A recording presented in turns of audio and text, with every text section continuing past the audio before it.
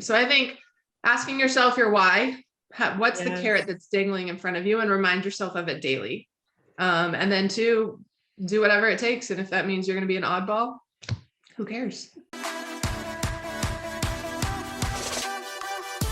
You're listening to the Gold Standard Podcast. I'm your host, three-time Olympian and motivational speaker, Leah Amico. On this show, we're going to dig deep to unlock what it actually takes to build a foundation for greatness. If you're an ambitious person with big vision, but you feel like fear is holding you back, get ready for some major breakthroughs. Let's dive in. Welcome to the Gold Standard Podcast. We are sponsored by Major Media League, and I am very excited to interview Cat Osterman today to have a discussion with my former Olympic teammate, gold medalist, three-time Olympian. I'm going to share just a few stats about Cat before we get started. Cat Osterman was a three-time National Player of the Year, four-time All-American, three-time Big 12 Conference Female Athlete of the Year at Texas.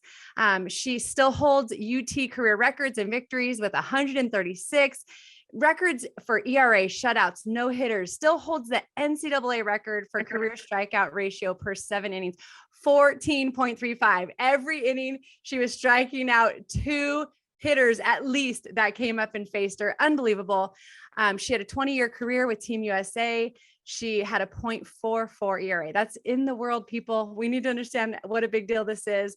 She played 8 years in the NPF, National Pro Fast Pitch League, and retired back in 2015. And then she played for the Pride, the Thunder, was MVP. I mean, I can go on and on. She's inducted into the Texas Sports Hall of Fame in 2013, enshrined in the World of Little League Hall of Excellence in 2016.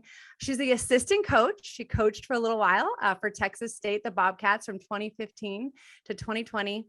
And Cat is married to her husband, Joey, and they have their daughter, Bracken, and they live in Texas still. So that was a long list, Cat. I am so honored and excited to have you here chatting with me today. What was your favorite memory? I'm just going to start off with that. Like, with all those accolades, what was the biggest award that you would say, like, the most honored you were to get? Well, I mean, I think the best memory by far is 2004 and our Olympic gold medal. Just because I think for me, it was the first time to see an entire process come to fruition. So like just going through the whole process and obviously achieving the goal that we had set out to do. Individually, the Texas Sports Hall of Fame is a pretty cool honor. I tell people all the time, I was excited. I got to sit in between Ricky Williams and Drew Brees while they talked football all night. I had nothing to add to the conversation, but I was just like, Drew Brees is on my left, Ricky's on my right. This is pretty cool. And Shaquille O'Neal was supposed to be in that class. He ended up not coming to the event that night because the Lakers owner had passed away, unfortunately, like 2 days before. So he flew out there.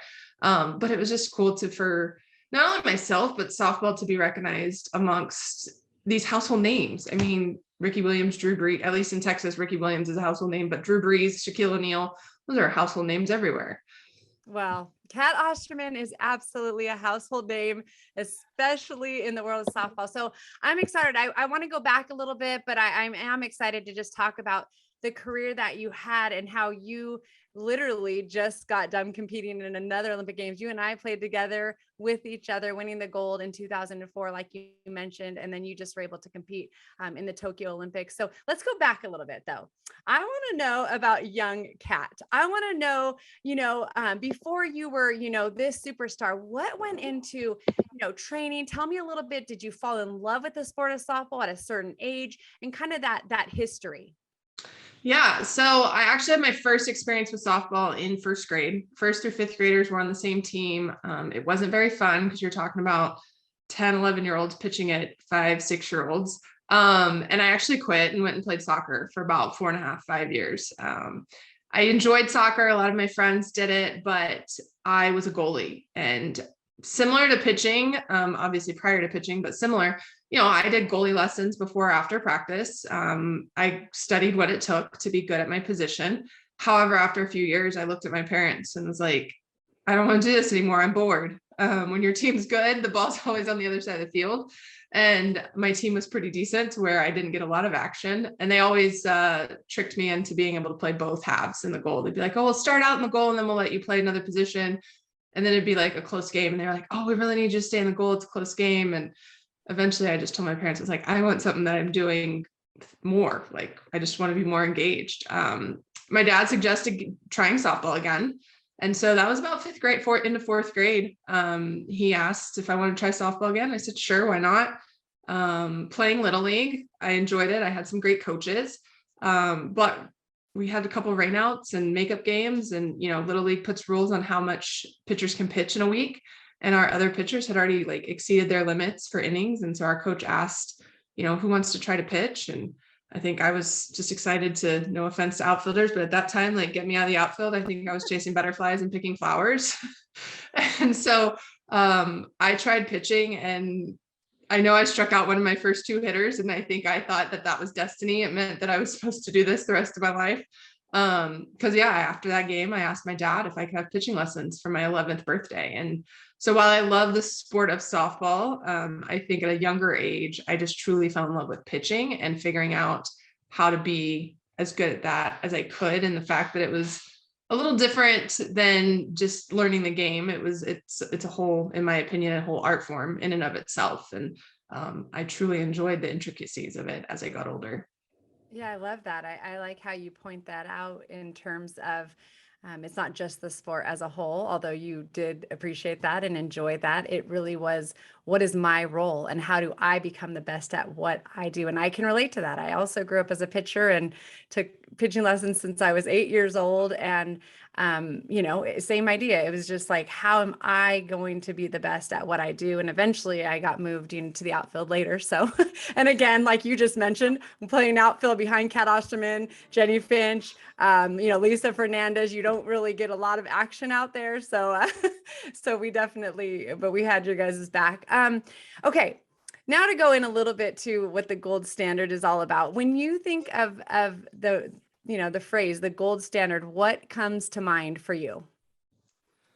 I think when you say gold standard, to me, it's what are your highest expectations of yourself for you to do day in and day out in order to achieve whatever your ultimate goal is. So it's not just rules. It's it's the way you carry yourself. It's how you go about anything and everything. So basically, how are you going to live your life and practice and, anything else that falls in line if you're not an athlete anymore? How are you going to present yourself every day that's going to help you get to whatever your definition of that top level is? Yeah. And have you seen that play out, besides your experiences on the softball field, but have you seen that play out when you became a coach and in other things you've done in your life?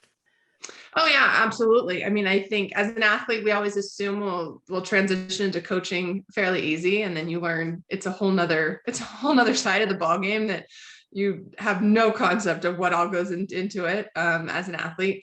But slowly, I had to realize that, okay, if I want to be the best coach that I can be, I have to approach it the same way I did as an athlete. So, what are the priorities to get done each week?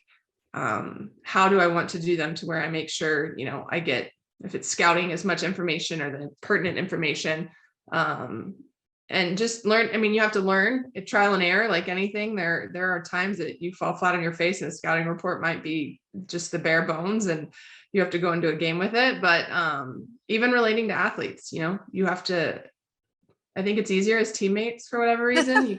You can gel with whoever, but I think as a coach, you just have to learn how each athlete clicks and how to communicate with them and how to connect with them. And again, trial and error. So, but you have to have a standard of who you are and how you want to coach and what the standards that you're coaching with are as well. And so it's a whole, it's starting that process over again if you were an athlete.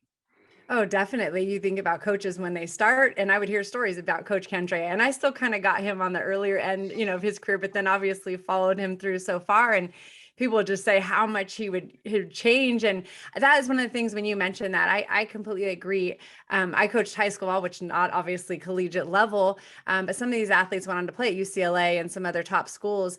But that is what I found as well. I felt the same way when I was in the team and in the mix. It was easier almost to lead from there. And then I had to find new ways to be that great leader, but have to trust and find those leaders within to then try to empower them almost, and I think that's what Yeah. great coaches, great leaders do.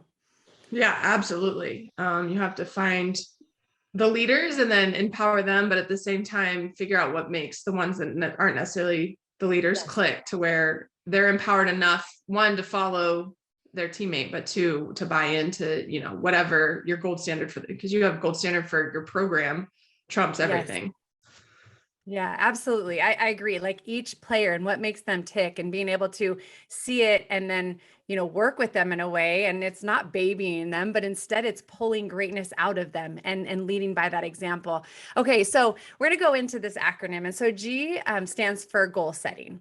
And so I want to know for you, like when you were younger, you came up after I did. You're younger than I am. Softball wasn't added to the Olympic sport, Olympic family until I was, freshman in college, where they said in 3 years it's going to be an Olympic sport. How old were you when softball was added to the Olympic Games? And what goals did you have? Like when you were young, and then maybe when you got into high school, did that start changing? When did it become your goal to make an Olympic team? Yeah, absolutely. It changed. So I was 13 when you guys played in 96. And I knew about it. I was playing travel ball, but I wasn't like hardcore, like knew what my life was going to be like had the goal, it wasn't like, oh, it's in the Olympics, this is what I want to do. Not to mention I was still probably slightly above average as a pitcher. So, right now I was still enjoying it, learning it, that kind of thing.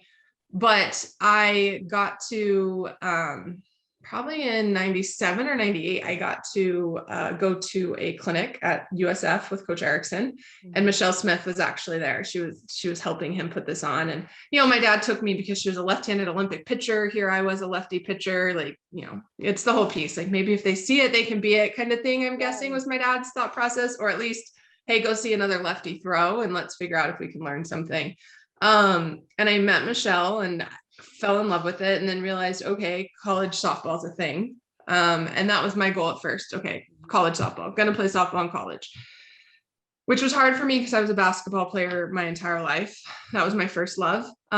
Pitching soon trumped that. I don't know that I could love anything more than I did pitching, especially when I was in high school. But so my goal was college. At one point, talked to my dad about like, how good do I have to be to walk on at Texas? I would love to stay home and play at Texas. Unbeknownst, everything was going to unfold. And here I was able to explore so many different schools to try to go to.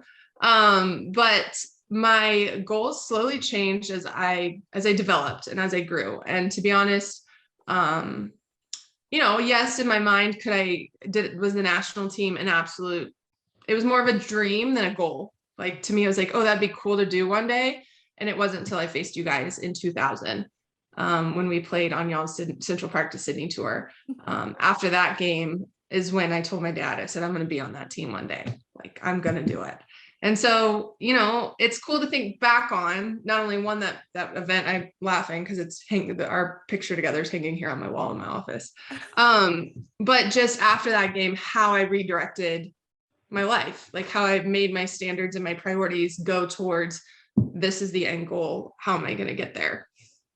I'm listening to you and I'm getting chills. And here we were teammates, and Kat and I are in this picture right behind me too. But I'm getting emotional thinking about it, because how old were you when you threw against us on that tour? I had just turned 17. Yeah. And I remember, and we faced, this 17-year-old lefty who her ball was breaking ridiculously. And, we're thinking, wait, who is this kid? And then it's like, oh, like backs against the wall. Like, we have got to figure this out. And I mean, and we barely beat you guys, right? Yeah. Like barely. Yeah, we went 8 innings. Yes. We lost 1-0. Yes. Of course, we didn't touch Lisa. I think we celebrated that someone hit a ground out, but I threw the first 5 innings of that game, and it was pretty incredible. In fact, I laugh because Lori Harrigan obviously took me under her wing when I joined you guys, but she always gave me a hard time. She was like, "You were such a cocky kid." I'm like, cocky? Like, I didn't expect to win the game whatsoever. I was just like pure elation for every swing and miss you got. I mean, and I was a few of those swing and misses, I will admit. But I love hearing and thinking back to where it began. And what I love for me, I talk a lot about my moment, kind of that like game changer. Like I agree with you, this process of goals. And like you said, when you develop the goals can grow, and we grow as people, and therefore our goals can become bigger and higher. And when we're willing to put in that work and learn what we need to do. It's the same thing for me. 14 internationals, winning that was what kind of brought about that dream to go to college. And then getting the hit off Elisa and winning the national championship was what brought about, I could potentially be an Olympian. Like that is my goal. So it's just so fun to hear that process that happened for you. Okay, so let's go to the next piece. And O stands for overcoming obstacles. And it's the challenges and the trials, which I truly believe are what make us stronger and better if we will not give up, if we will use those lessons that we learned during those times to be better and to move forward. So were there challenges along the way? I mean, I know there had to be challenges, but what were those challenges for you that you feel like you had to overcome that then helped you to be even better for it? Yeah, I mean, I think a lot of mine were when I was younger. I started pitching when I was 11, like I mentioned, and within a year and a half, maybe two, talking with my dad, we had decided, we're going to try travel ball. We're going to get out of Little League, and we're going to go ahead and go to, Backtrack. I got cut from the all-star team when really they could have added one more alternate spot, but instead they cut one person, and it was me. And I think to my dad, I was just upset because I felt like there were girls that I knew made it that I felt like I was better than. And, that's always the case. You always feel like you're better than somebody, but I felt strongly about it. And so when the next Little League season came, my mom actually went to register my brother for baseball. And the guys that were taking the paper were like, you're missing an application. And my mom's like, no, just one. And they're like, is Catherine not playing? And my mom's like, she is. She's going to go ahead and we're going to test the waters in travel ball. And it started right then. I mean, yes, I'm 6 foot now and a tall, lanky thing and can sling it. But then I was short. I was little. I was tiny. I mean, skinny little thing. I probably barely broke 50 if I was lucky.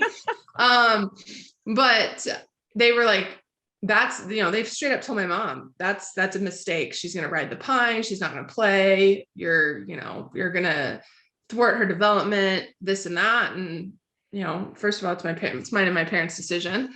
And I joined a travel team. I didn't play all the time. I got the mop up innings or the innings when we're way behind. Occasionally a team that, we thought we would beat well. I got a start, nothing big, played left field, hit still, when opportunities presented, but I learned how to earn my spot. Mm-hmm. And I kept working with my dad, and, the coaches were actually very good in the sense that they communicated things. I was brand new on this team that had been together for a couple of years. So it's not like you join and expect to all of a sudden be the star. And to be honest, I did that for probably a year and a half. And I still remember it to this day. We were playing a pretty good 14U team, and our number one pitcher loaded the bases with no outs. And our coach looked and said, "Are you ready?" And sure. And I went in, and 2 strikeouts and a pop-up, no runs scored. And that's where I proved my worth, so to speak, as far as on the field goes. And the whole time though, from probably about 13 till I was about 16, a lot of people wanted to make comments just because I didn't throw hard and I wasn't very big and things like that. And so I constantly had to hear people talk down about me, regardless of what my performances were and how teams should have been hitting me, or can't understand how you don't hit this. It's only coming in there, 54 miles an hour. And I'm over here like, okay, but at that time we didn't have all these gadgets that do spin rate and whatnot. But yes. At that point I would have been like, let's see the spin rate if we had it. Yes.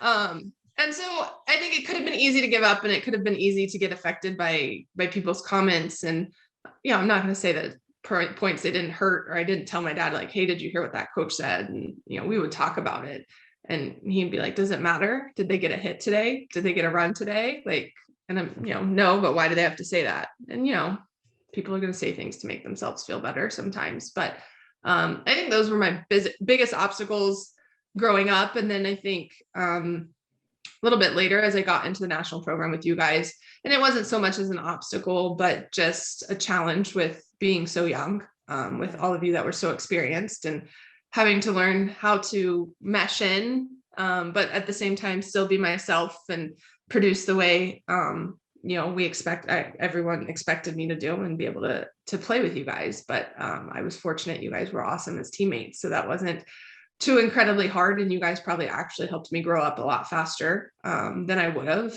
in a normal situation. So, but I do know, like, going into my first national team tryout, my dad actually traveled with me. I don't know that anybody actually brought their parent with them.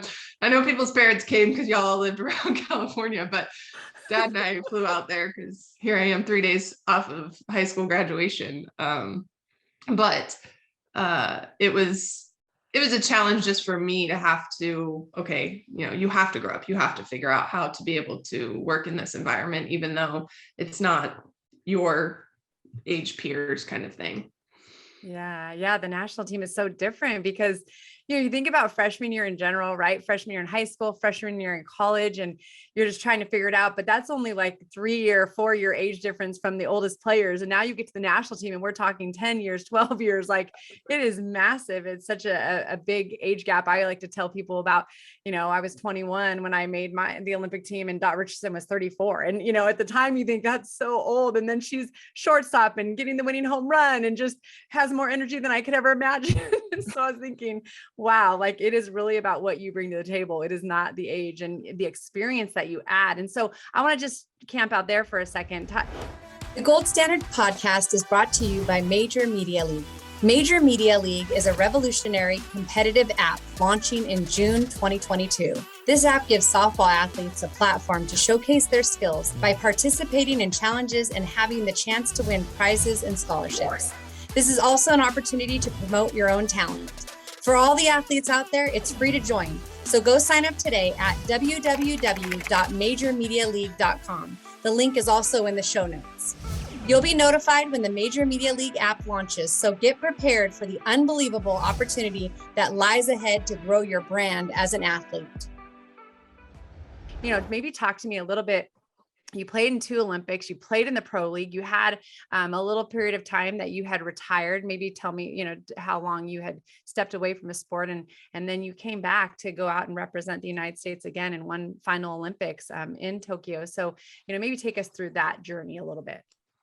Yeah. So I retired in August of 2015. I was, as you mentioned at the beginning, coaching at Texas State. And I knew when I got that job, I had talked to Coach Woodard about how long would I play. And I told her I was about ready to hang it up. I knew that to be as good as I wanted to be at coaching, I was going to have to go all in. So I couldn't continue to balance playing and coaching and be half in and half out. And just like being an athlete, I'm all in when I'm passionate about something, and I wanted to be all in there. And so retired in 2015, and I was fine with it. I was ready to, I keep saying go on with life, but non-softball life or non-playing life, I guess. I had met Joey. We got engaged soon after that. And I coached for 2.5 years. And to be honest, so 2016, it was announced the Olympics would be back for 20. I still wasn't really thinking about anything. And I joke all the time because Monica Abbott was always like, anytime she saw me or occasionally she'd tweet, she'd be like, hey, think about unretiring, ? Olympics, ? Like, and I was just always like, dude, I'm retired. We're good. Like, life's nice. And then, Coach Erickson was named as the head coach. And actually, Kelly Kretschmann came to town because she had worked with me at Texas State for 2 years. And she was coming back to train our new assistant in how to run our video system because Kelly had set it all up and whatnot. And she was staying with Coach Woodard, and Kelly had mentioned to me, like, why don't you think about playing again? And I was just like, nah, I don't know. And then I was like, I don't want to have to sacrifice my job. That's the first thing. I was like, I don't want to have to leave Texas State. I love it here. Again, it was a great fit. And she ended up having a conversation, I say behind my back in the best way possible, with Coach Woodard, and was like, I think Cat would play again, but she won't do it unless you're on board. And Coach Woodard came to me later and was like, hey, if you want to try to play in the Olympics again, that's a different situation. We'll talk about it. We'll figure out how to make it work. And this was fall of 17. So she was like, do you want to play on the 18 national team? I'm like, oh no, I'm not ready by any means. Like, this is, and so made the decision to play again. Felt like, the the way 2008 ended, and just the fact that we had no chance at redemption whatsoever. And then at the same time, just knowing that I had an experience that I felt I could lend to this team that was going to go to 2020, having been to 2 Olympics and played so many years with the national team. I made my phone calls, and Erickson and the committee and everyone was like, there's nothing that stops you from coming back. So I actually spent almost a full year and like 3 months just training on my own. That was everyone's question. Are you going to go back to playing pro ball? I'm like, well, no, I'm doing this strictly on my own at home. Wow. And they all kind of questioned that. And I was like, I'm either going to make it work or I'm not, one of the two. And again, went all in. But, in my heart, the Olympics were the only thing I was unretiring for. Fortunate I got to play Athletes Unlimited because it fell before and after with the way COVID hit. But to be able to go back to USA softball and ended on I don't want to say a better note, but, walked away in 2010 or 11 after we kind of were forced to decide between national team and pro ball. And unfortunately, no Olympics in sight at that point. A lot of us went and played pro ball. And that was a great experience, but just to be able to go back and essentially wrap up a career at a place that, it's hard not to call it home with USA softball, because again, I grew up there essentially. I said, if I ever write a book, I'm going to call it Growing Up and Growing Old in USA softball. I know. I mean, 20 years, a span of 20 years, unbelievable. So that brings us to the next letter, which is L, and that's the leadership piece. And, maybe talk a little bit about how, like you said, you came in and basically a baby, right? You're just one of the youngest athletes on the team. And then now you had all these experiences, and you've been in the game. And like you said, because there was that break between 2008 and 2020 Olympics, there weren't players who had Olympic experience besides Monica Abbott. And so you could bring that leadership piece as well. So maybe talk a little bit about, that. What did that mean to you on this team? How did you lead from what you knew? Yeah. I tell people all the time, I think when you talk leadership, our 04 team probably had every definition of a leader you can imagine. And I always go to the 4 of you that were, I hate to say older, but the 4 of you. We were we'll just call you the Fat 4. You had Lisa who obviously led because of what she expected out of everybody and the way she performed and the way she prepared and the way she worked. And then you had Lori, who was kind of at least for me, the mother hen. Like, she took me under her wing. She made sure everybody had everything we needed before we left. Laura, again, another lead by example, because she's going to go be at the front of the mile run every time. And then we had you, who was kind of the more vocal, but not demanding, just the calm presence, but vocally like, okay, let's talk through this. Let's get through things, that kind of thing. And it's crazy because you talk, different kind of leaders. I'm like, and we had all 4 of them. No wonder we did things well. Like, we had 4 people who could easily match and cover every part of leadership you talk about. And I think that's when I rejoined the national team, I'm never going to be just a lead by example. I like to talk too much. I can admit that.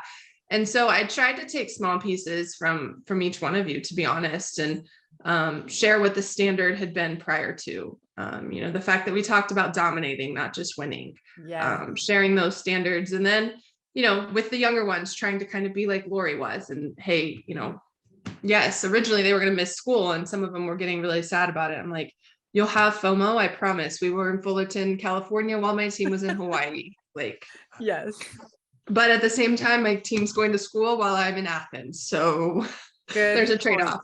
Perspective. Yes. Yeah. And then just trying to be a voice of reason sometimes and share the experience. I think once the team was named, I talked to him about, what, you're going to want to remember everything. If I could go back, I would journal every day. And I didn't, because I was young and dumb, I like to say. But, I remember lots about it, but I wish I'd written a lot of things down and telling them to journal. And then the closer to the games we got, people had questions. I remember taking Janie Reed to the airport one time, and she was asking me, what is the week over there like? And I'm like, it's the longest yet quickest week of your life. I totally agree. Yes. I'm like, longest because every day feels so long because you're the anticipation of playing, but then at the same time, when it's over, you like look back and you're like, wait a minute, wasn't game 1 yesterday? Yeah, what happened? It's gone before you know it. Yes, absolutely. Yeah. So just trying to talk about, what it was like. And this team had their own identity to a certain extent because a lot of them had played together since 2015 and 16. And so it didn't want to come in and try to just be like, oh, we need to do things this way because that's how we used to do it. That never works. But just trying to be an example of the hard work that I am a product of because I played with all of you guys. But at the same time, share those experiences, what worked, and kind of be that middle person, so to speak, and not necessarily demanding this, and that, but let's talk through it. And I'm fortunate I got to learn from so many of you guys and then go back and share it, that I hope as this group moves forward, some of them will still hopefully be there. Hopefully we're watching them in LA in 7 years, and then they do the same thing and pass it forward. Yeah, they could be the leaders in that, that time.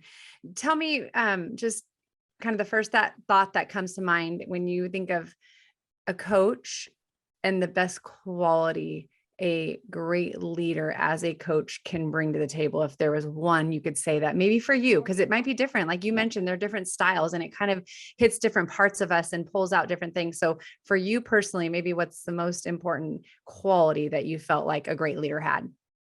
I think for me, it's the communication piece. So it's clear, concise, to the point communication. And I think back to every coach that I've connected with, there was never a time that I left a conversation confused or wondering what the point was, or even spending 20 minutes going around in a circle before we get to the point. And I think with that though comes, your standards are clearly defined. Yes. Because of the communication piece. I had been fortunate high school basketball coaches were that way, which those are probably, I just did a talk for our high school coaches association here in Texas. And I mentioned her a lot because I felt like in that point in my career, that was the most impactful coach just because of how she communicated. And it doesn't mean that she didn't, yell at me and get on me and occasionally tear me down. But when she did, she built me back up with communication. And then I talked about Coach Candrea too. Like when he talks, exactly the way he feels, exactly what he wants you to do. And exactly like the point he's making.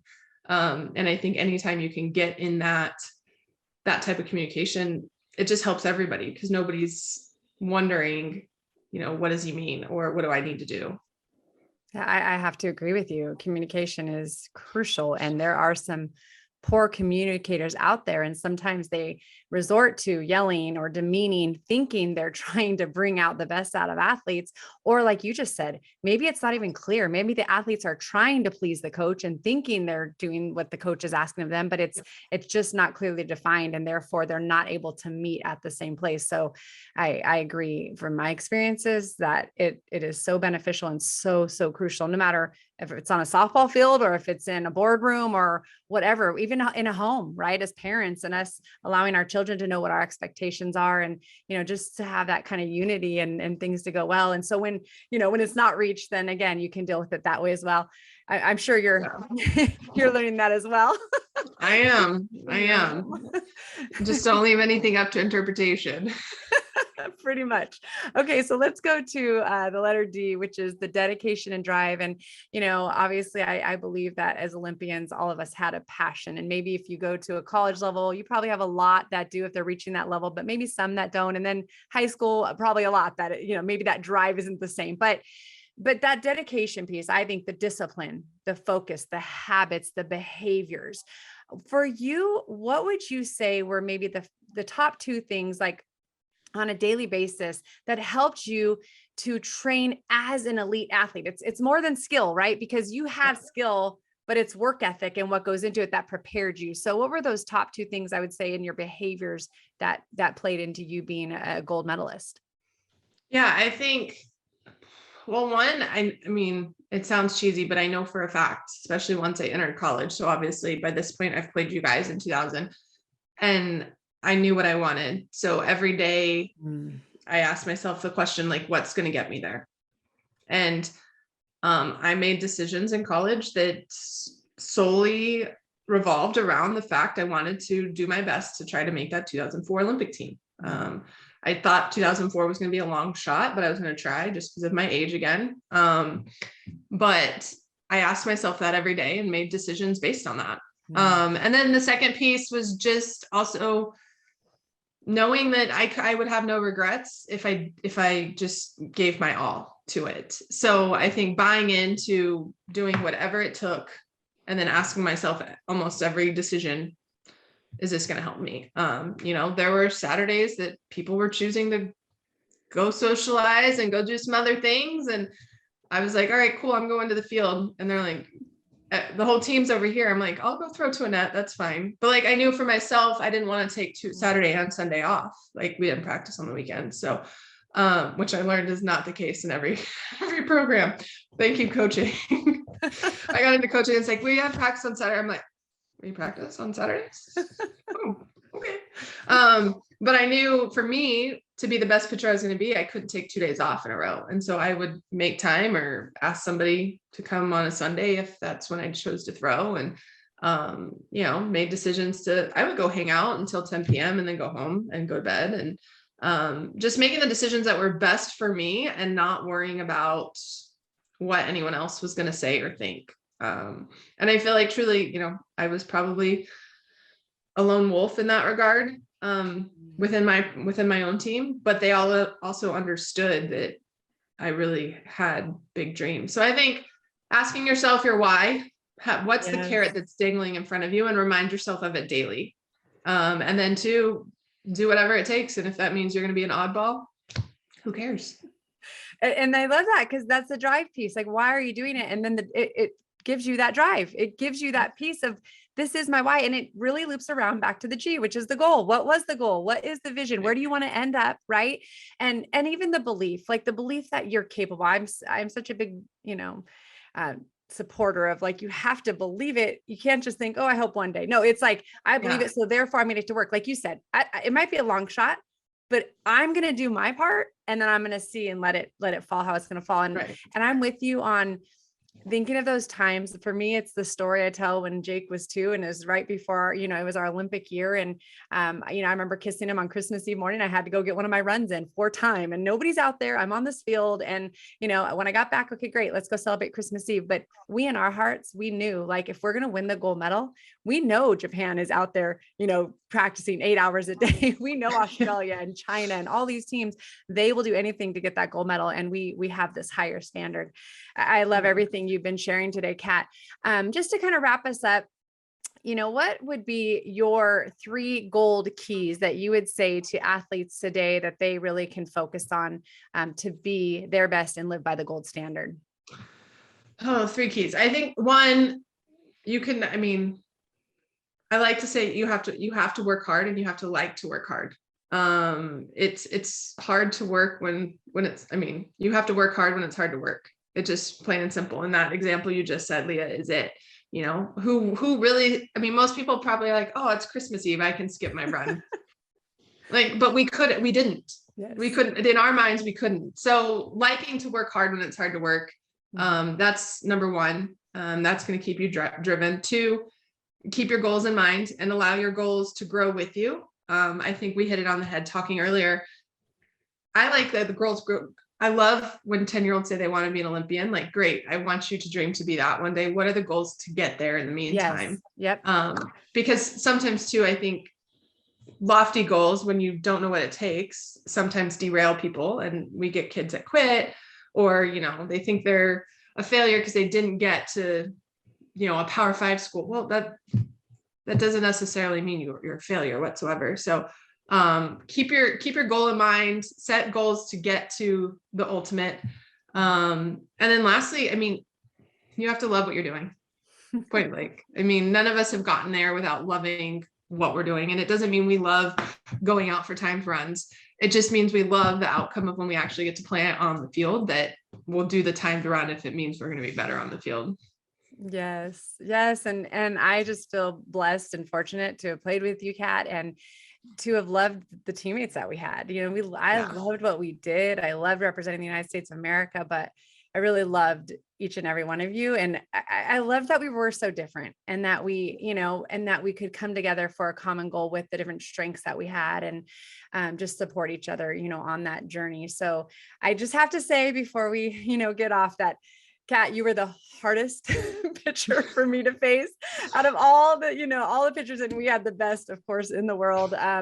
But lefty on lefty, and Kat, I mean, her ball broke as much as anyone. And you kind of alluded to, the speed thing. And I think it's so important for people to find what your strengths are and not let the outside noise distract you, because if you went to just your whole goal was to throw 70 miles per hour only, you probably would not have been this phenom and this superstar that you were, because you used your gift and you made the ball break as much as any pitcher out there in the world, more than that. And so I was very thankful to be your teammate and not have to play against you. We only scrimmaged we only played against each other when it didn't matter. Just scrimmaging, and that was hard enough, or at Olympic tryouts. And I'm like, all right, I got to move all the way up because this ball moves so much. And if you get ahead of me in that stinking curveball, I would break so far.